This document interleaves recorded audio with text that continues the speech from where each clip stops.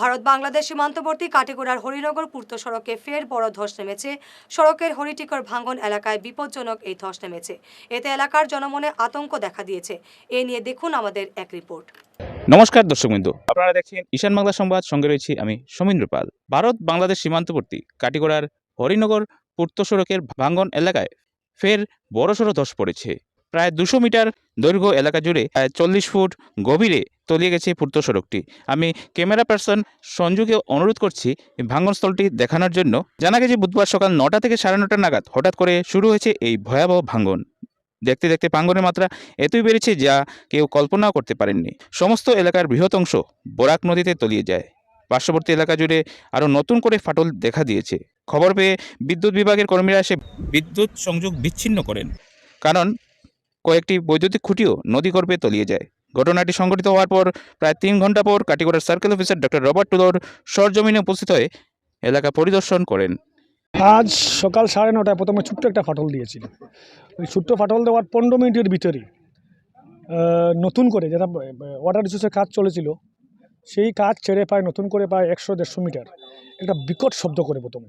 এই শব্দ করে প্রায় 40 ফুট নিচে, মূল সড়ক থেকে প্রায় 40 ফুট নিচে নদীর গর্ভে প্রায় 150 মিটার চলে গিয়েছে। তো এই অবস্থায় এখনও ধীরে ধীরে আবার নিচে যাচ্ছে। কতটুকু নিচে যাবে এবং কতটুকু জায়গা নেবে কেউ বলতে পারছে না। এই যে বর্তমান যে অবস্থা, এই অবস্থায় এই এলাকার সীমান্তবর্তী এলাকার প্রায় 1 লক্ষ মানুষ আজকে এই একটাই রাস্তা ছিল এবং এই END বাইপাস দিয়ে যেটা যেত, বর্তমান যে অবস্থা END বাইপাসে ধরে আমার মনে হয় যে এই END বাইপাসও দেখানো সম্ভব হবে না।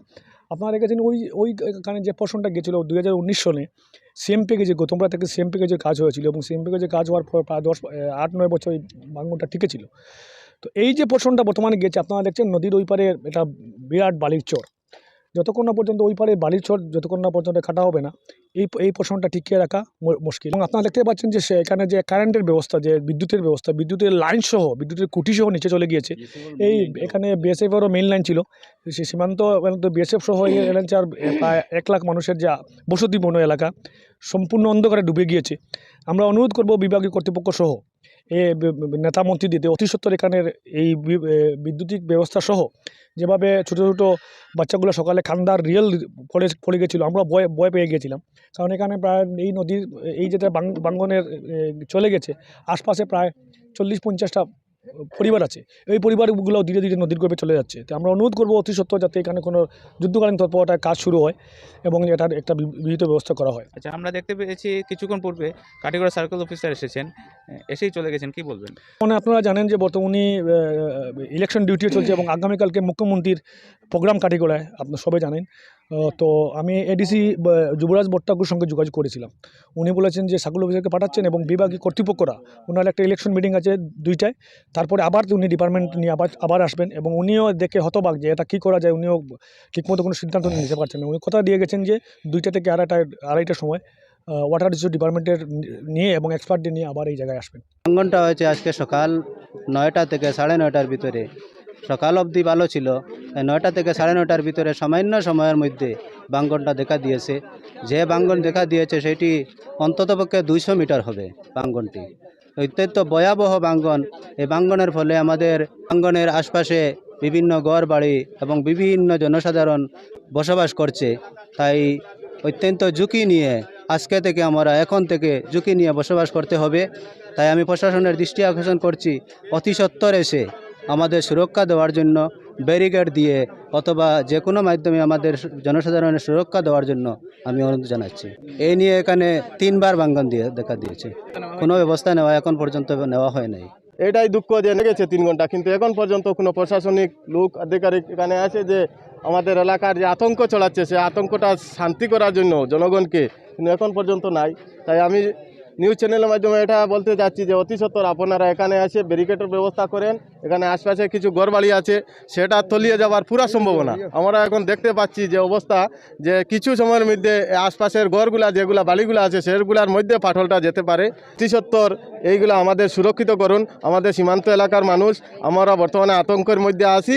জল যে নিষ্কাশন যেটা হয় সেটা বন্ধ হওয়ার কারণে এদিকে জলের ব্যাগটা এসে সেদিকে নতুন করে ভাঙ্গার সম্ভাবনা আমার ধারণা মতে ওটা হতে পারে। আমার নাম হলো ইসলামউদ্দিন চৌধুরী, প্রেসিডেন্ট।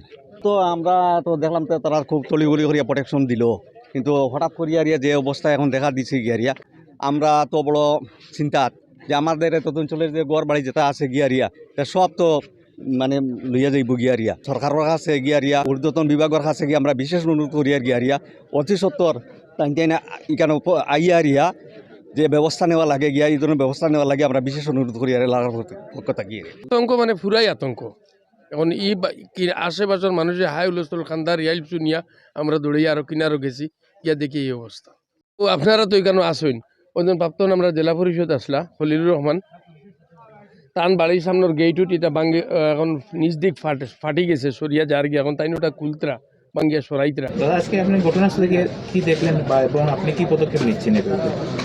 11টার ভিতরে একটা ঘটনা হয়েছে, যে ঘটনাটা একটু অ্যাকচুয়ালি আমাদের অঞ্চলের মধ্যে প্রথম এরকম ঘটনা হয়েছে।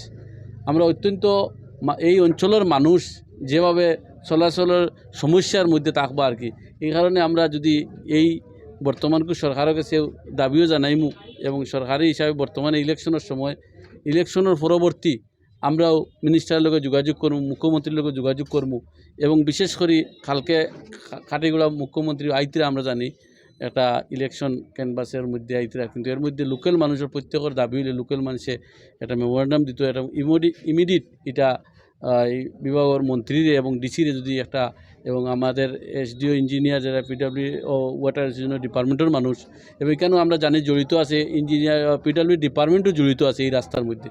আচ্ছা স্যার, ঘটনা আমরা যতটুকু জানতে পেরেছি সকাল 9টা নাগাদ হয়েছে, এখন বাজছে রাত 7টা। এলাকার কিছু মানুষ খুব ব্যক্ত করেছেন, আপনি বিভাগীয় আধিকারিক হয়ে প্রায় 10 ঘন্টা পর ঘটনাস্থলে এসেছেন, কি বলবেন আপনি এই বিষয়ে? না, আমি অ্যাকচুয়ালি আজকে একটা ডিসি অফিসে মিটিং ছিল, আর আমরা স্টাফ এখানে প্রেজেন্ট ছিল আর কি। পার্থ চৌধুরী জুনিয়র ইঞ্জিনিয়ার তাইন ছিল, তাই না আমার খবর দিয়েছে, সঙ্গে আমার জুনিয়র স্টাফ প্লাস লোকাল থেকে মানে এরকম ইনফরমেশন আইছে এখানে আগের 2018 এপ্রিল মাসে যে ঘটনা ঘটছে এইবারও মানে সেরকম একটা ঘটনা ঘটছে। আমি ডিসি মিটিং সারিয়েও মানে এখন এখানে উপস্থিত হয়েছি, আর এখানে দেখা গেল যে এখানে সিভিয়ার মাসিভ মানে এমন একটা ল্যান্ডস্লাইড আর ডিজাস্টার মতো একটা ঘটনা ঘটে। মানে এই জিনিসটা মানে আমরা এক্সপার্ট হাই অথরিটি তারা সাজেশন বিনা সাজেশন তারা কিছু আমার এই মোমেন্টত আমি মানে কিছু বলতে পারবো না। মানে আমরা হায়ার অফিসার নিশ্চয়ই কালকে আইব, আমি already AC sir education chief স্যারের সঙ্গে আলাপ হয়েছে, আর বর্তমান একজন ইঞ্জিনিয়ার তাইন এখনও ডিউটির মানে স্ট্রং রুম ডিউটি করিমগঞ্জে আছে, আর এডুকেশন চিফের সঙ্গে আমি আলাপ আলোচনা করে তাইন করে ঠিক আছে আপনি গিয়া মানে একটু দেখিলেন। তো একটা ভয়াবহ পরিস্থিতি আমাদের এলাকায় সৃষ্টি হয়েছে এবং যে রাস্তার উপর আমরা দাঁড়িয়ে আছি সেই রাস্তাটা একমাত্র আন্তর্জাতিক সীমানা ভারত বাংলাদেশ সীমান্তের একমাত্র যোগাযোগের রাস্তা। এই রাস্তাটা বিগত 2018 ইংরেজিতেও সামান্য আপে প্রায় 300-400 মিটার আপে এখানে ভেঙেছিল, সেই একই অবস্থায় এখন দেখা যাচ্ছে যে সামনের দিকে আরও এদিকে পশ্চিম দিকে এগিয়ে প্রায় 150-200 মিটার পর্যন্ত ভেঙে দিয়েছে। হঠাৎ করে আজকে 8:30 পর্যন্ত এখানে দেখা গেছে একটু ক্র্যাক হয়েছে সামান্য, তারপর আধা ঘন্টার ভিতরে সমস্ত রাস্তাটা ধসে নিচে চলে গিয়েছে প্রায় 150 থেকে 200 মিটার। এখন আমাদের যোগাযোগ ব্যবস্থা যেভাবে বিচ্ছিন্ন, ঠিক অন্যদিকে আমাদের এই পার্শ্ববর্তী বাড়ির মানুষ এখন আতঙ্কে দিন কাটাচ্ছে। কোন সময় কি হবে, ঘর বাড়ি ভেঙে হয়তো নিচে নিয়ে যাবে, এই অবস্থায় মানুষ